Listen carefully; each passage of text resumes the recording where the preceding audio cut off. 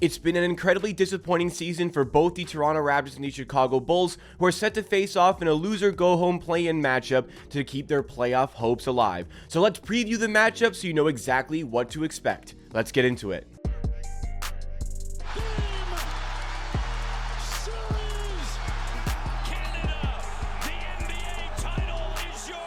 Both fan bases are fed up with their teams' lack of success over the course of the season, but only one team in this matchup can march on and keep their NBA playoff hopes alive. The Toronto Raptors are coming in here as the 9th seed and will be hosting the Chicago Bulls as the 10th seed for the right to play the loser of the Miami Heat and the Atlanta Hawks. I'm going to give you everything that you need to know about this matchup, and at the end of the video, I'm going to give you my 3 keys to the game that are going to define whether or not the Raptors win and predict my final score. So, first of all, let's talk about what the teams have accomplished this season, and this is a case of a battle of the mid. Both teams have really failed to make a ton of headlines over the course of this season and have remained relatively neutral and relatively mediocre here. We take a look at their net ratings on the course of the season. The Raptors had a net rating of 1.5 this season, which is good for 12th in the NBA. The Chicago Bulls had a 1.3 net rating, which is good for 13th in the NBA. So right smack dab in the middle where neither of these teams really wanted to be. How they got to these net ratings is very different, however. The Raptors were relatively mediocre on both ends of the court. Their offensive rating this season was right around a 114, which is good for 13th in the league, and their defensive rating was right about 113, which was 11th in the league. So right smack dab in the middle pretty much on both ends of the court. The Chicago Bulls, however, were very different. Their offense struggled this season, if you'd believe it. Their offensive rating was right around 113, which is 24th in the league at 112.8, and their defensive rating was 111.5, which was good for 5th in the NBA. So they were much better on defense this season, largely as a result of an excellent defense being provided by Alex Caruso, and a third of the season having Patrick Beverley on their team, where they really have turned their defense around since that acquisition through the buyout market. Another key stat to mention is the lack of three-point shooting in this matchup, and it's a key stat to talk about here because neither team are really going to be able to exploit their three-point game to get an edge in this matchup, and I'll show you what I mean here. The Raptors, as far as their three-point shooting this season, were 21st in attempts, and were 28th in percentage of those threes made. So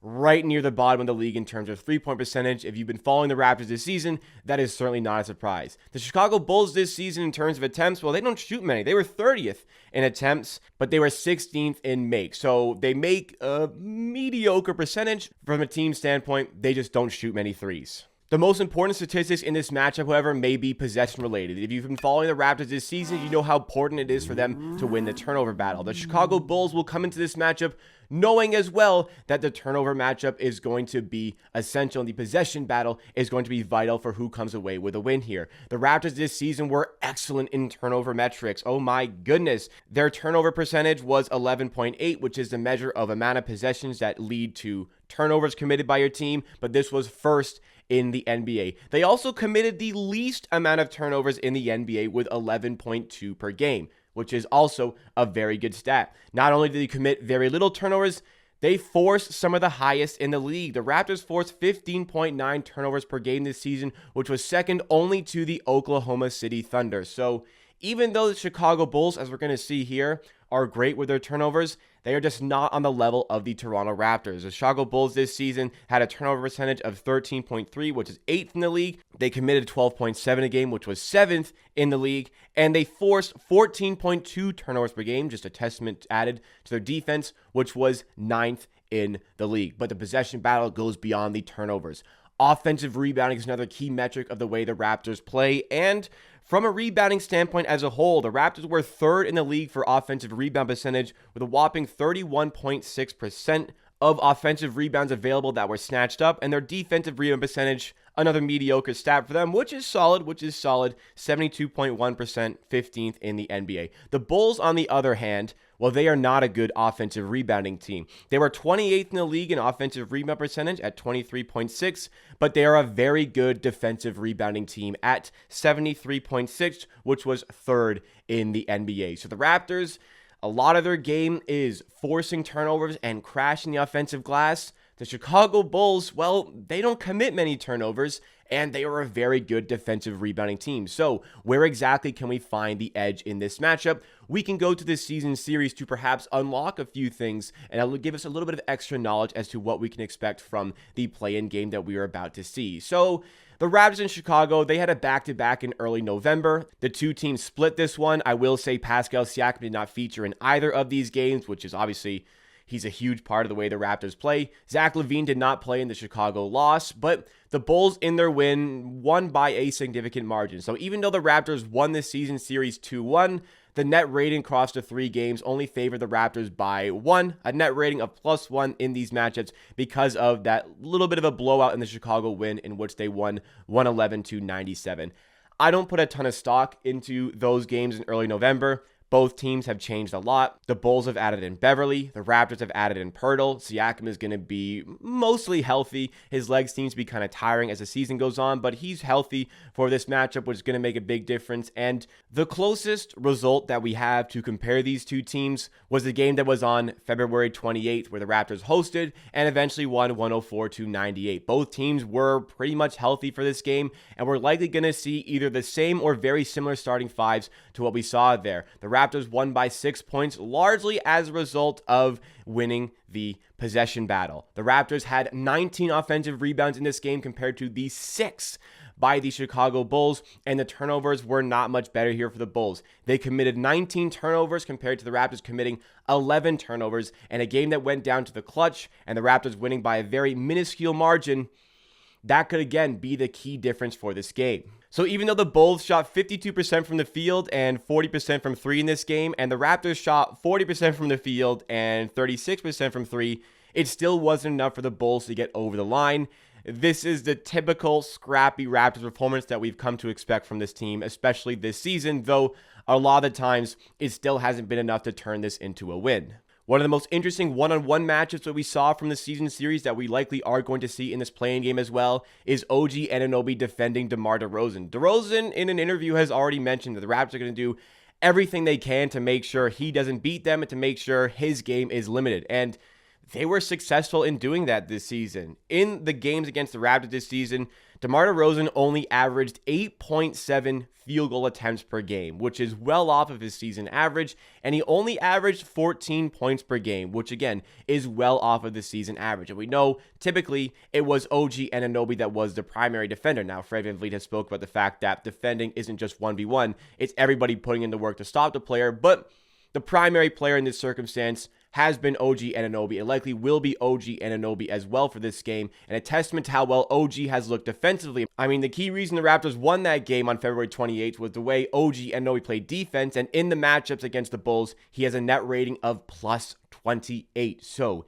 he is going to be vital for the Raptors, particularly on defense, but also on both ends of the court. The starting fives in this game, which we are likely to also see in the play-in game for the Raptors, it's going to be Fred VanVleet at the point guard. We're going to see 3 forwards of OG Anunoby, Scottie Barnes, and Pascal Siakam, and of course, Jakob Poeltl at the 5. For the Chicago Bulls, we're not quite sure what we're going to see from them. We know we're going to see Patrick Beverly at the guard. We're going to see Zach LaVine and DeMar DeRozan with Nikola Vucevic at the center, but the power forward spot is where we have a little bit of questions. Alex Caruso has been starting this position. You can call it as a power forward. You can call it positionless, whatever you want to say. Caruso has been the guy to round off the starting 5, though Coach Billy Donovan has hinted at the fact that they could be going with Patrick Williams for this game. My prediction, Caruso has been the guy starting in the games recently. They've been succeeding, especially on defense, as a result of Caruso's game.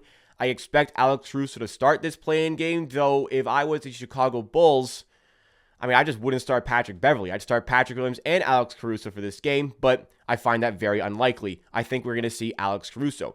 If we do see Alex Caruso in this game, there are some key matchups that we need to look at. Caruso was defending Pascal Siakam in that game on February 28th. Siakam wasn't completely at his best, but it's clear the size advantage was somewhere the Raptors can look to exploit. What they want to have from Alex Caruso being in the starting lineup, being in this game, is to take away the dribble penetration opportunities for the Raptors. And one player that significantly struggled in that February 28th game, who succeeded against the Bulls in early November, is Fred VanVleet. A lot of his game in the dribble penetration setting was taken away by Patrick Beverly, also to a degree.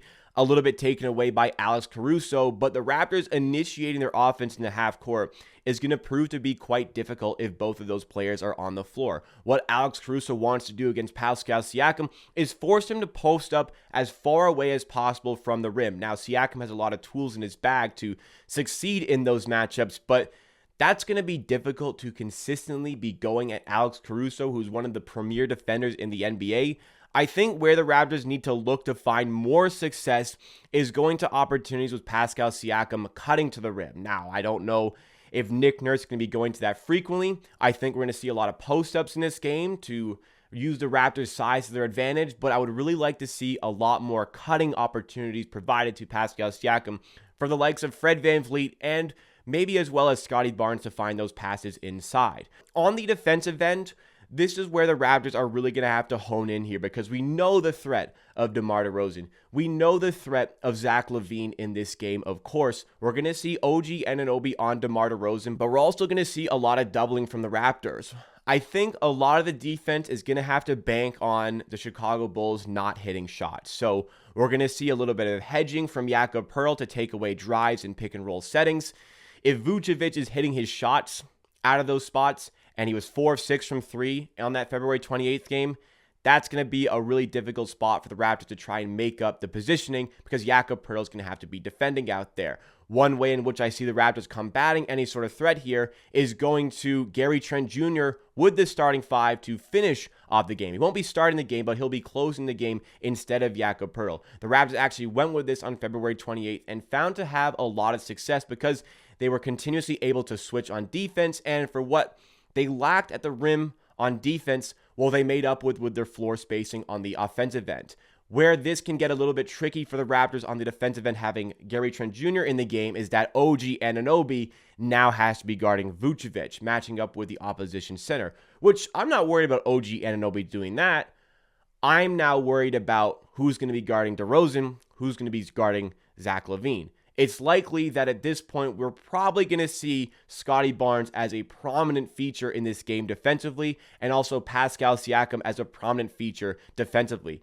Fred VanVleet can be the help defender, where he's been excellent this season. For what his defense has struggled in, it's been the point of attack part of the game and moving his feet. But Fred VanVleet, the way he reads the game defensively, is still one of the elite players in the NBA. So having him help off is going to be vital there, but Scottie Barnes just staying with his guy, Pascal Siakam staying with his guy, not getting blown by, is going to be such a significant part of the way this game closes out for the Raptors on the defensive end, which could shape the way it's played out. There's a ton that goes into this matchup and a ton that's going to go into this game, but ultimately, I think the game will boil down to these three specific things. And from a Raptors fan, this is what I want to see from the Raptors to be able to execute in order to win this game. First and foremost, the most important thing the Raptors need to do in this matchup is rebound the ball extremely well on the offensive glass.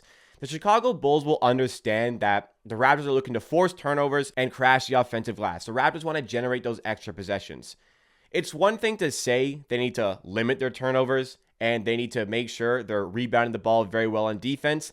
It's a lot harder to go and actually do it. One way they're going to want to ensure they don't commit too many turnovers is they don't want to allow the Raptors defense to get set. They want to push the ball very quickly, very fast in transition, which it makes sense, but it's hard to push the ball very quickly in transition and also crash your defensive glass to ensure you're not giving up those extra possessions to the Raptors in their offensive rebounding. So if the Raptors are rebounding the ball very well on offense, or at least crashing that offensive glass, it's going to force that Chicago team to collapse defensively to ensure that they are picking up the pieces on their defensive end with the rebounding. If they're doing that, focusing so much on the defensive rebounding aspect, well, it's going to be a lot more difficult for them to all of a sudden outlet that ball and push the ball in transition. So rebounding the ball on offense for the Raptors, you are limiting them being able to push the ball in transition. When you're limiting them being able to push the ball in transition, you can get the matchups you want. You can get set correctly on defense.